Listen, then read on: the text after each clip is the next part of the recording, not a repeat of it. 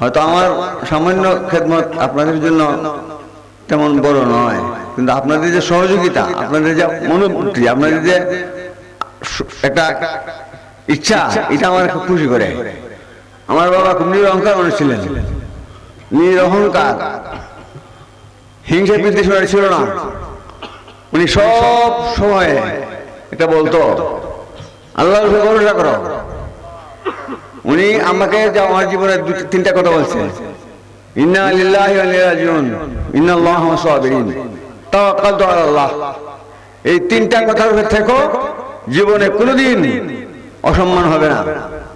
আমি আপনাদেরকে আমার বাবার তরফ থেকে তিনটা কথার উপরে বলতেছি, দেখবেন সবর, নিরহংকার, হিংসা বিদ্বেষ ত্যাগ করবেন, ইবাদত বন্দেগীর স্বাদ পাবেন, দুনিয়ার সমস্ত কিছু জয় হবে। আর আমি গ্রামে থাকি, এলাকার সাথে আমার সম্পর্ক বেশি। আমার ভাইয়েরা অনেক সময় আসে, অনেক সময় মুসাফির হিসেবে আসে চলে যায়। আমি আমার গ্রামবাসীর কাছ থেকে অন্তত আমার বাবার ব্যাপারে যে সাহায্য পাই, এটা আমার ভাষায় বর্ণনা করার মতো না।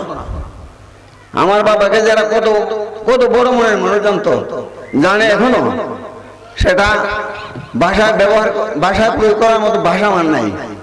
কাজে আমার গ্রামবাসী তথা এলাকাবাসী যারা আছে, তাদের প্রতি আমি কৃতজ্ঞ, এবং তারা যেন আমার জন্য দোয়া করে। আপনারা সবাই তাদের জন্য দোয়া করবেন, ওনারা যেন আমাদের সাথে একসাথে কাজ মিলিয়ে যে খেদমতটা করে, আর আমরা এই খেদমতটা তাদের কাছে পাই।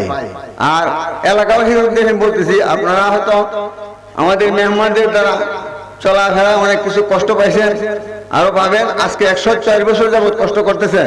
আমাদের গ্রামে ধরাধরি বিভিন্ন জায়গায় থাকুক, কিন্তু আমাদের এই অনুষ্ঠানগুলোর ব্যাপারে ওনাদের যে সহযোগিতা আমরা পাই, সেটা আমার মনে হয় কোনো এলাকাতেই সম্ভব না, কোনো এলাকাতেই সম্ভব না। কচুয়ার জমিনে হুজুর মিনার সাহেব তাদের রহমতুল্লাহ শুইছে, বুঝেই শুইছে।